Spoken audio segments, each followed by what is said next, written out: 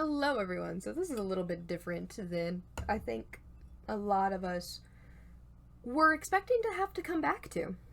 Believe me, I was not expecting to have to come back to doing video lectures, but I think we can all adapt.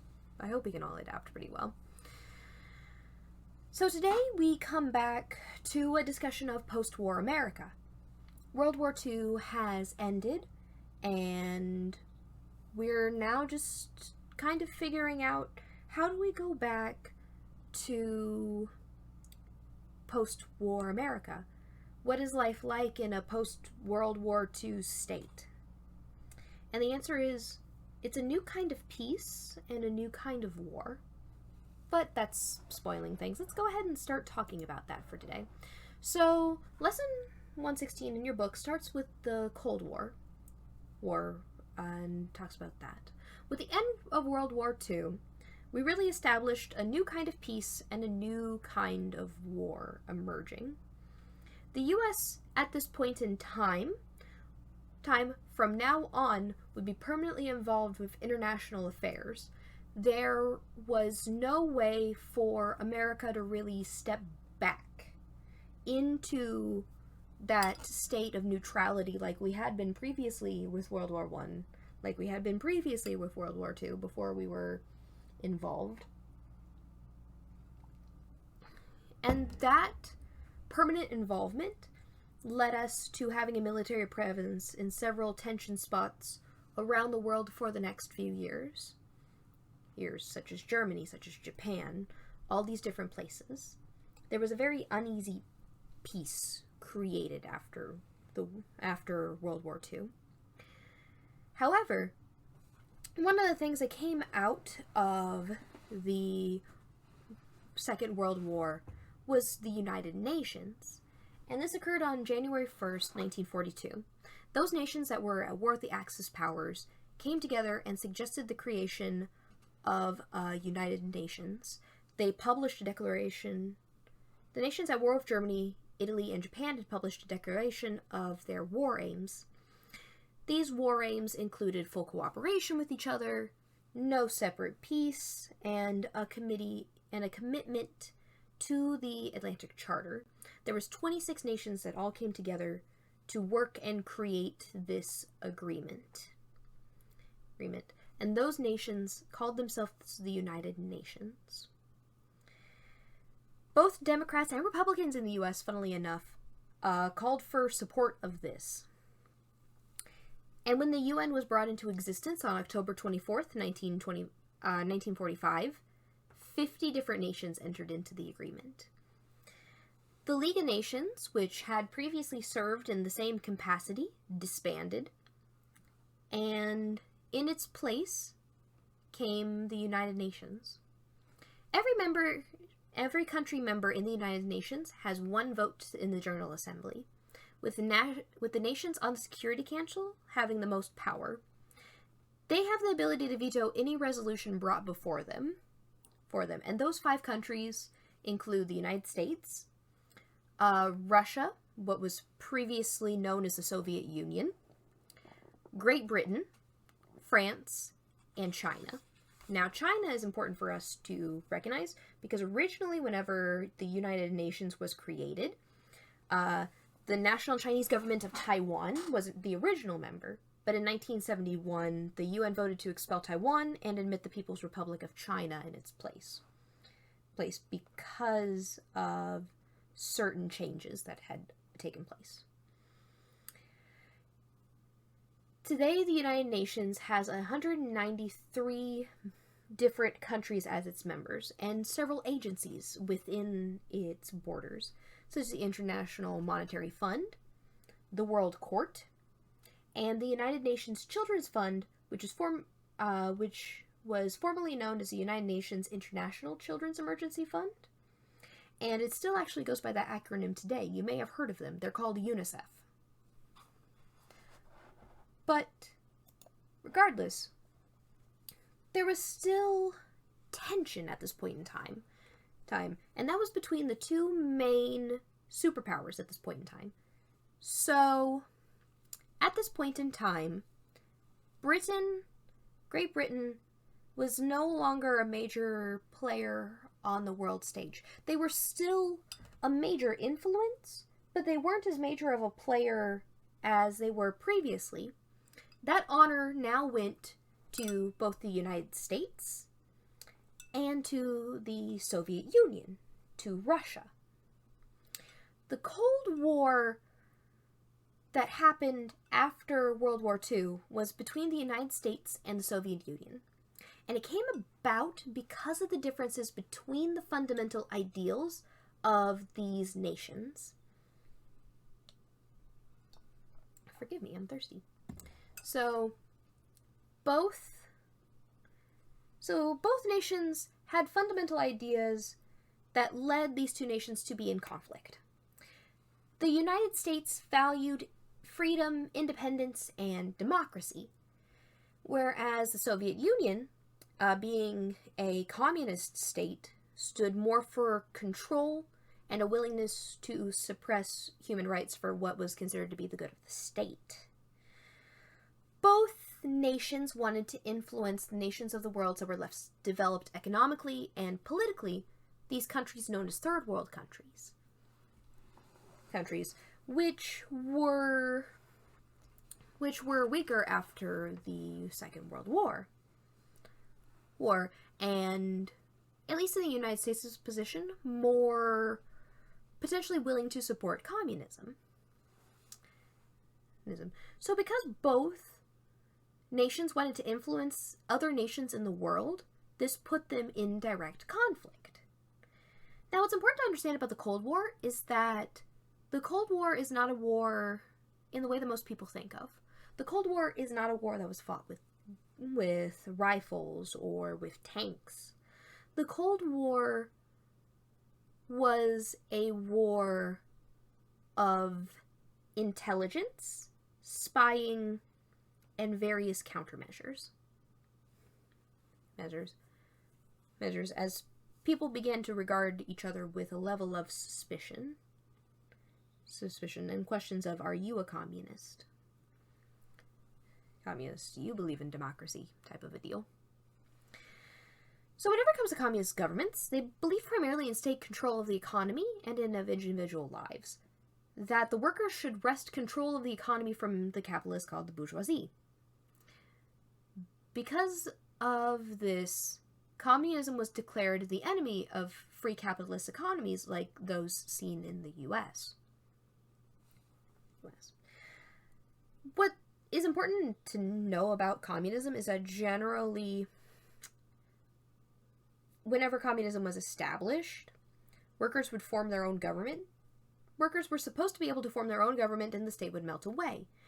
In practice, a ruling elite would just take over for whenever previous ruling elite was there previously, and any action was just regarded as what was good for the state. But another reason why the Soviet Union was more aggressive was because the Soviet Union wanted protection from another invasion and believed that they were owed some of the spoils from World War II, given the fact that they did assist. On some level. In pursuit of this, in several Eastern European countries, the Soviet Union began to install communist puppet governments in some of these places. Some of these places included Poland, Hungary, Bulgaria, Czechoslovakia, and other formerly independent countries. The Soviet Union also began to put pressure onto Turkey and onto Greece, trying to either take control of certain areas or just take control of the government in and of itself in that country. Greece is actually very interesting because they were in sort of a warm water port. Remember, the Soviet Union's in Russia. There's not a lot of warm water ports in Russia. The Soviet Union tried to take control of Greece in 1946. The next year, in 1947, Great Britain said that it could not assist Greece any further, not because they didn't want to help, but because there was economic devastation within the entirety of European countries. Pretty much all European countries were economically hurt because of World War II and because of what had happened.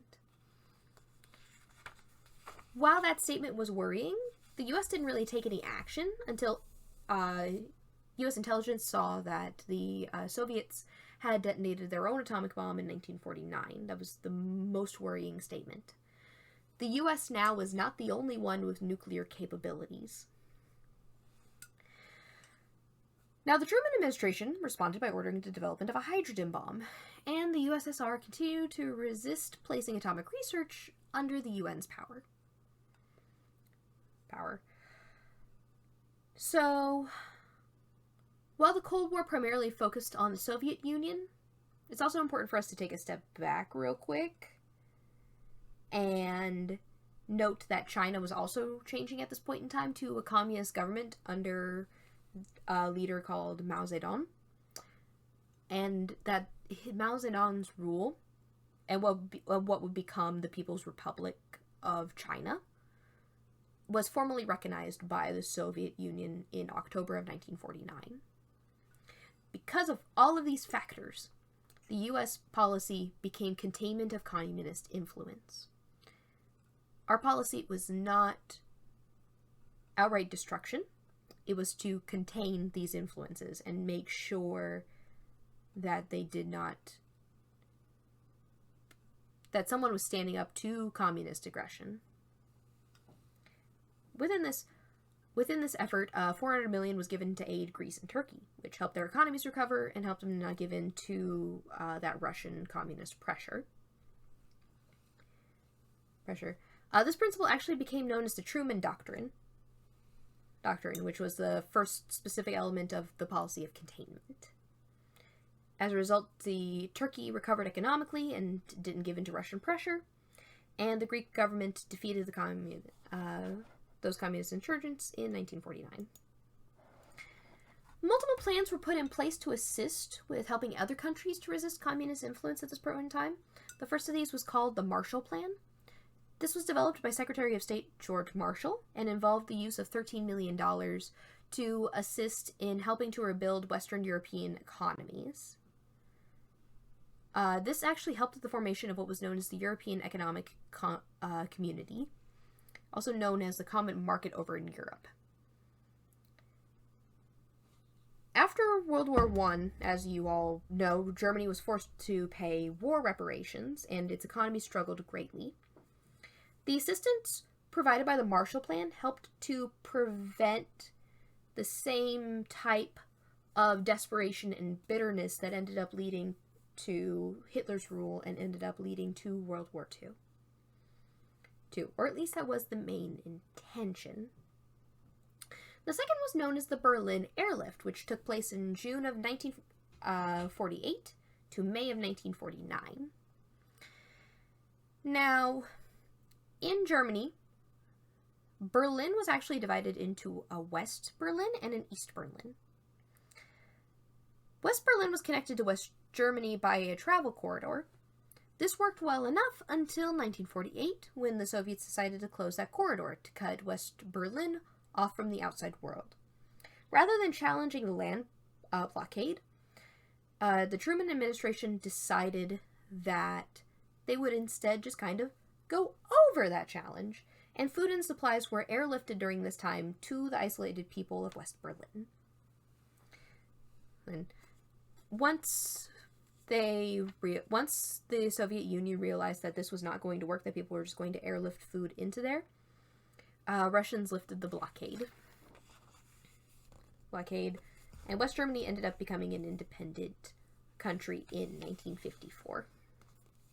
Third was the creation of NATO, or the North Atlantic Treaty Organization. This was 12 nations close or bordering on the North Atlantic joining together in an alliance for mutual defense in 1949. The member nations of NATO basically pledged that an attack on one country would be seen as an attack on all of those countries. General Dwight Eisenhower was made NATO commander in 1951, and the creation of NATO ended up leading the creation of the Warsaw Pact between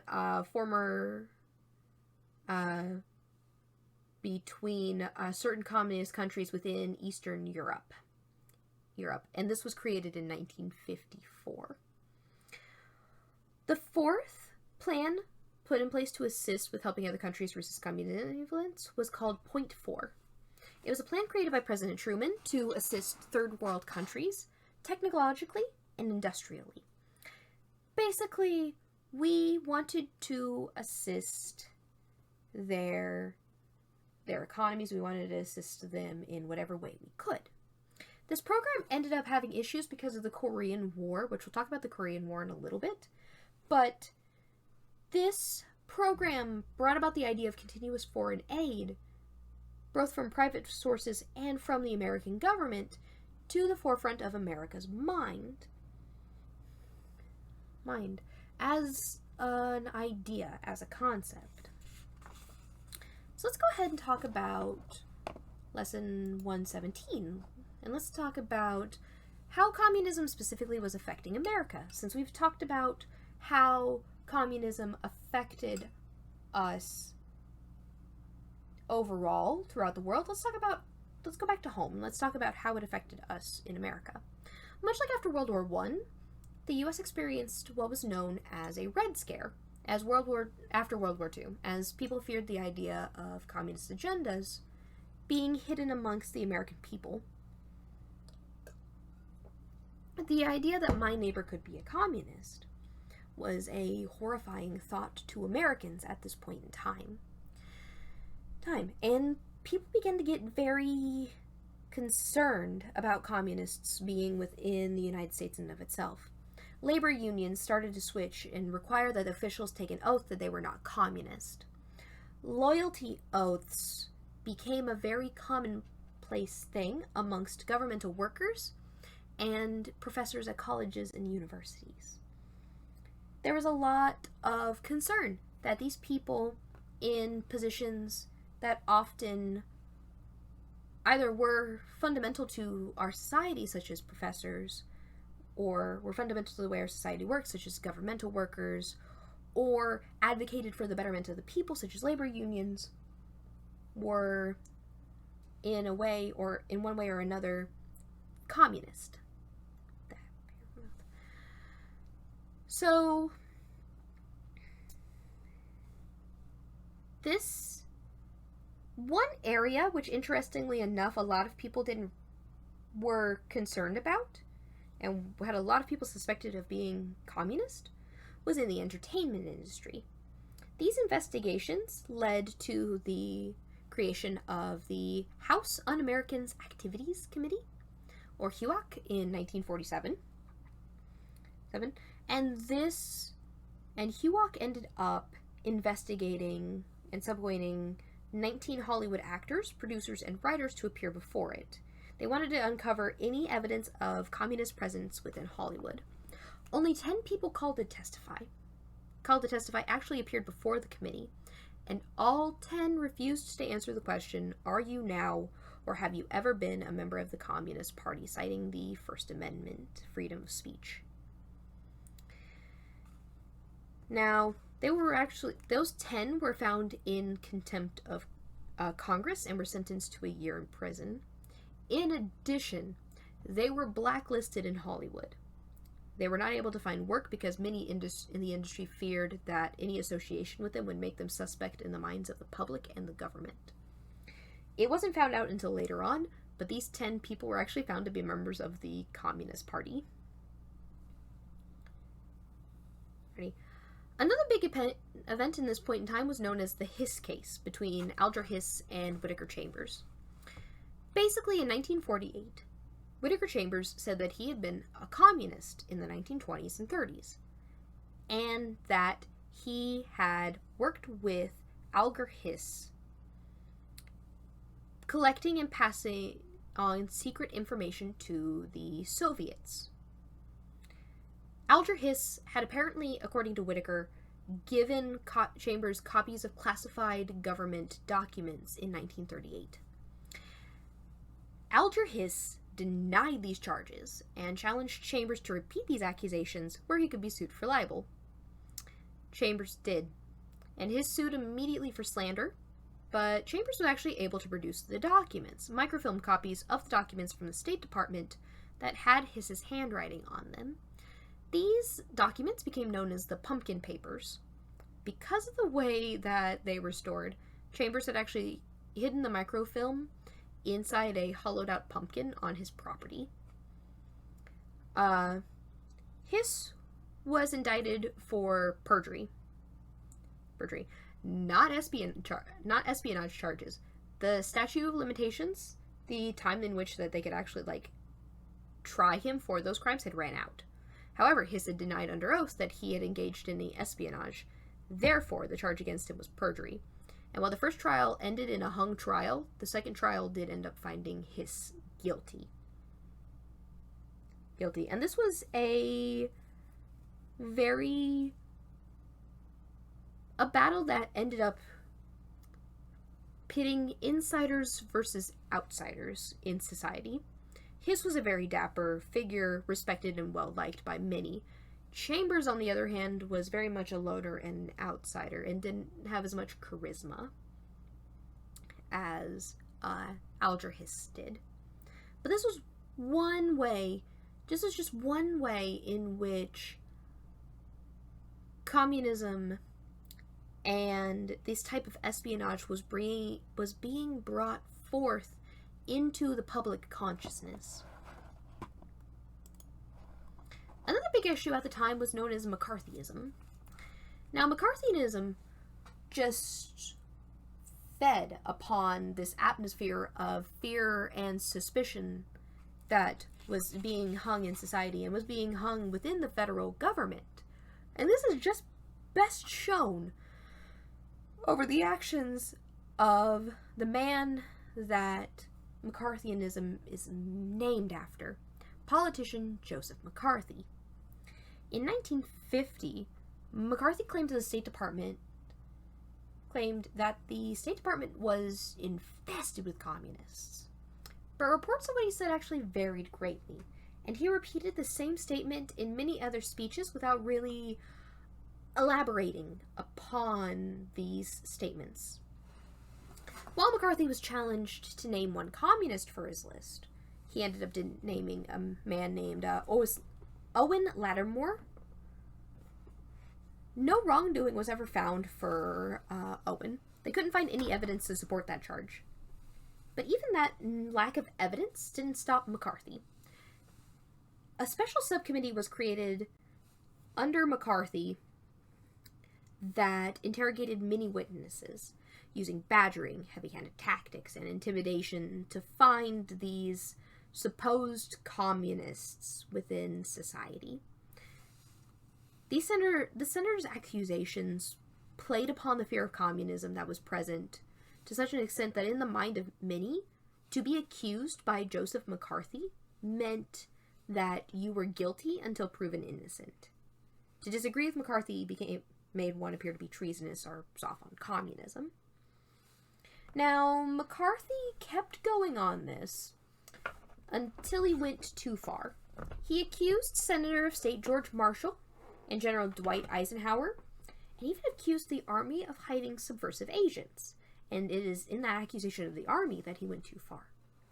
In response, Army officials accused McCarthy of using improper influence to gain favors for an enlisted individual who's friends of Roy Cohn, who was a McCarthy advisor.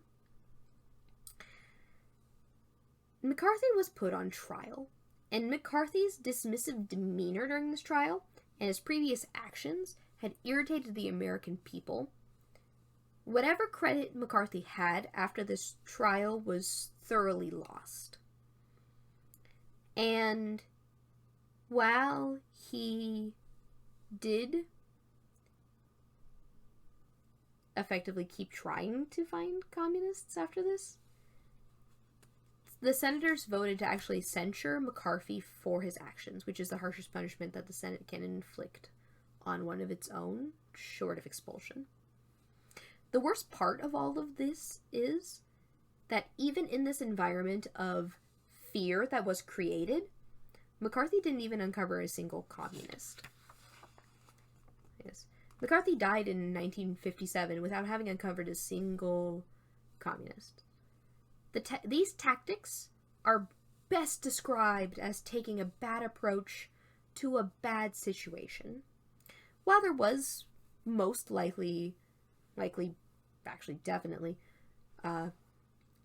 communists working in some level in the American government in the late 1940s and 1950s, this was not the best solution for any of this to be found. It was a lot of fear-mongering, it was a lot of badgering, and it was a lot of wrong moves to try to solve a bad situation.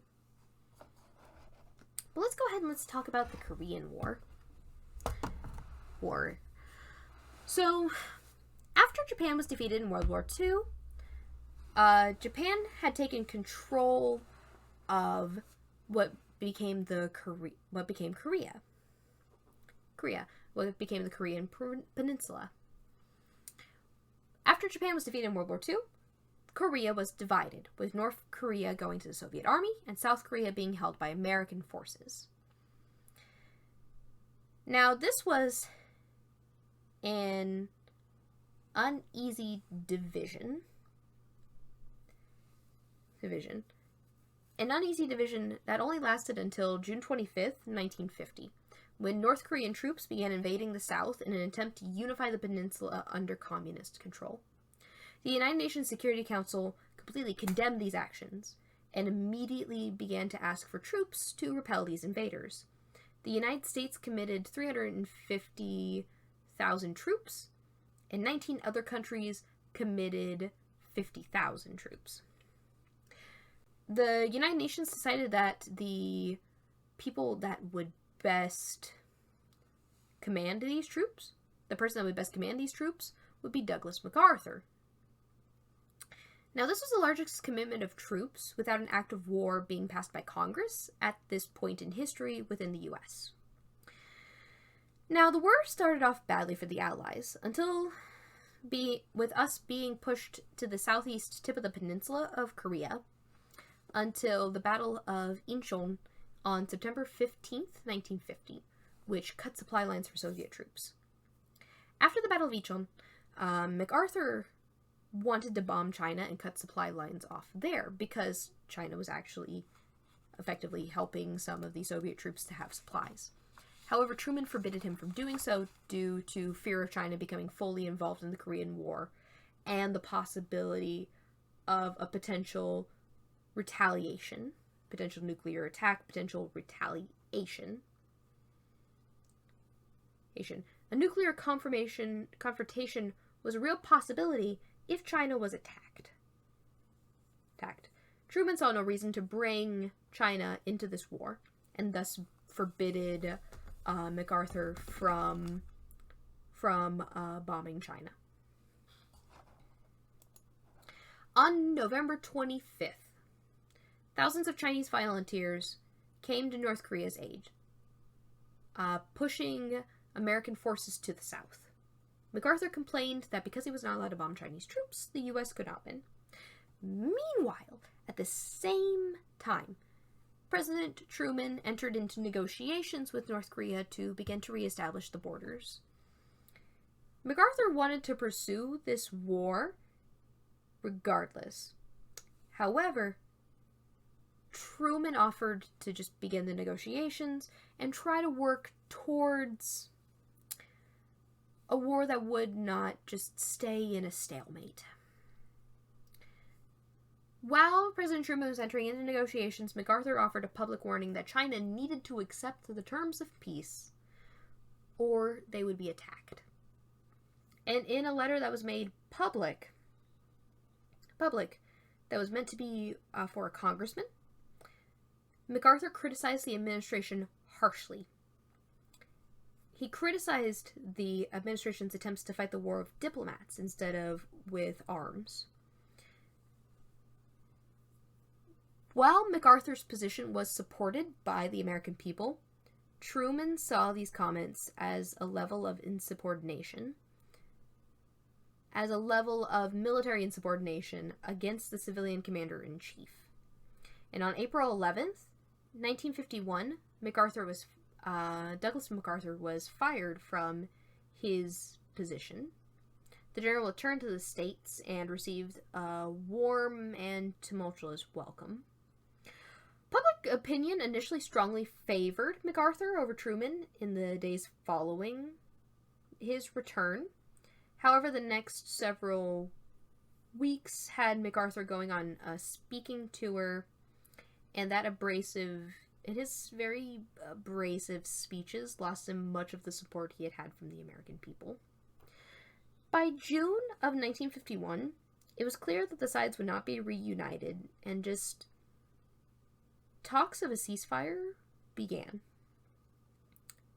Truman returned to a policy of containment, rather than an outright defeat of communism. This ceasefire and truce did not happen until July 27th, 1953, when Truman had left office. Was a truce actually signed? With this truce being signed, the Korean War was declared over.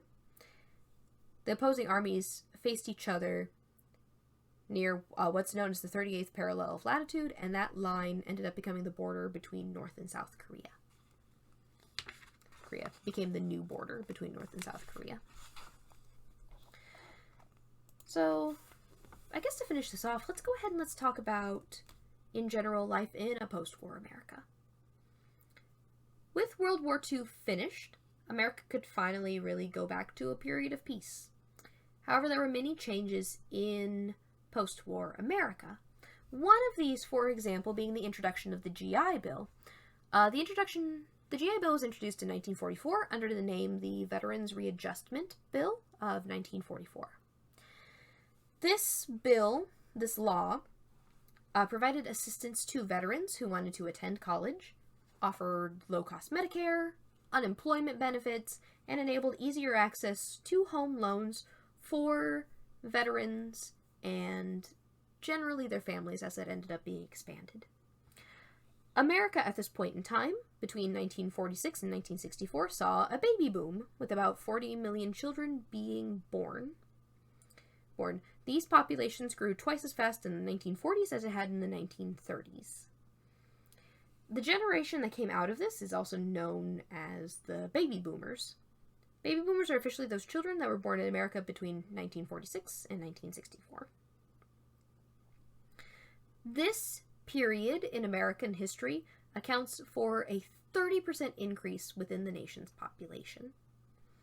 The economy also saw a great level of inflation as product and purchasing readjusted with the absence of war rationing. So after this period of time, there was a lowering of the value of the dollar and an increase in prices. We wouldn't really see this change for a while. This price inflation hounded American economy to a greater or lesser extent up until the 1990s. So a good 50 years after the war ended.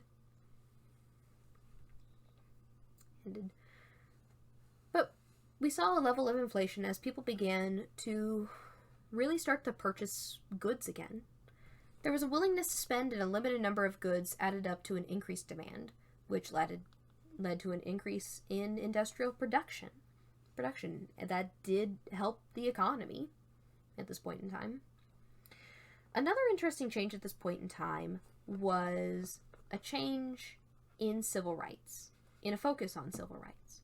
After American soldiers returned home, they began to truly see how they had been disadvantaged in society, that what they fought for the freedoms and such that they had fought for, were not being given to them. Therefore, it's about this point in time when the civil rights movement begins to truly take off, and we'll talk about that in future lessons. But a couple of interesting things to note at this point in time is that by executive order in 1948, Truman banned racial discrimination in the hiring of federal workers, and he banned racial segregation in the military. No more were African American soldiers forced to be segregated from white soldiers. The Supreme Court also had an impact in the changing attitudes about race at this point in time. In 1896, the court had declared in Plessy v. Ferguson that separate but equal facilities must meet constitutional requirements. Much of the attention in civil rights cases during this period focused on education. 1950 decision Sweatt v. Painter. The court, under Chief Justice Fred Vinson, took steps further by ruling that a separate Texas law school for African Americans within the state completely violated the Equal Protection Clause of the 14th Amendment. They didn't provide an education that was truly equal to what was being received by white folks at this point in time. One of the most public changes at this point in time happened in 1947 with Jackie Robinson's addition to the Dodgers. Initially, this was met with much public scrutiny. Robinson was booed and heckled by fans whenever he played. Opposing players and some of his own teammates would actually try to spike him as he rounded the bases and things like that. However, at the end of the season, public acceptance of Jackie Robinson's ability and his being on the team was such that he was actually voted National League Rookie of the Year. And in the next several years, Major League Baseball and eventually all sports started to become fully integrated. So while there were leaps and bounds happening at this point in time, many African Americans were still disadvantaged and in an economic gap compared to other Americans at this point in time. Lastly, where did my slide go? Oh well, there we go. There's my slide. Nice. Okay.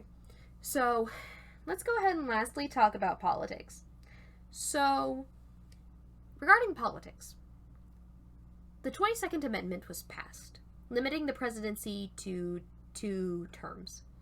This was generally recognized as an attempt to avoid another Franklin Roosevelt, who was elected for 4 terms. It's now that we really have established that the presidency is limited to 2 terms. Another act that was passed was the Taft-Hartley Act of 1947 that limited the power of labor unions. Many Americans at this point in time believe that the unions had come to have too much power, with their ability to control the members or to call or threaten a strike. This banned the closed shop, which was a practice that only allowed union workers to hold jobs in a given plant or a given industry. The law also allowed the president to call for a 60-day cooling-off period before a strike took place, in order to give labor and management more time to reach an agreement before a strike actually took place. But the most important thing that happened at this point in time,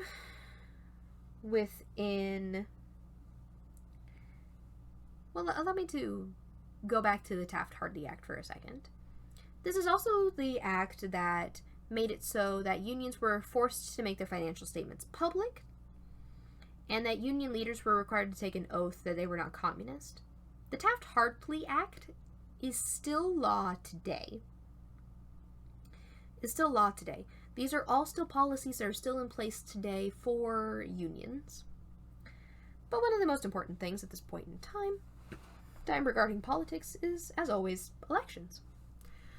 In 1948 election, the Republican Party aimed to take a victory after several years of Democratic victories, and 1946 saw the Republicans take the majority in both House and Congress. While Truman did get nominated on his ballot, the party's platform had a strong sentiment in favor of greater civil rights for African Americans. This angered many Southern delegates who walked out and decided to form their own party. This party was known as the States' Rights Democratic Party, also known as the Dixiecrats. The Dixiecrats nominated South Carolina Governor Strom Thurmond for president. Strom Thurmond, I'm sorry. Meanwhile, the liberal wing of the party was also dissatisfied and decided to form a new progressive party with them nominating a former Vice President, Henry Wallace. The Republican Party decided that it would nominate Thomas Dewey. Now, initially, a lot of people thought that Thomas Dewey would win, to the point that the Chicago Tribune actually printed headlines a day early proclaiming Dewey's victory. However, Truman took a close victory as his attitude changed towards progressive ideals caught the eye of the voting public. Truman actually won with 49.5% of the popular vote to 45.1% for Dewey, and a 303 to 189 electoral college win. In addition, Democratic majorities were elected to both houses of Congress. In his 1949 State of the Union address, President Truman called for several new laws that he said would give a fair deal to every American. He called for a higher minimum wage, up to 75 cents per hour, continued farm price supports, more public houses, increased housing, and increased funding for TVA and rural electrification. All of these policies Congress ended up enacting.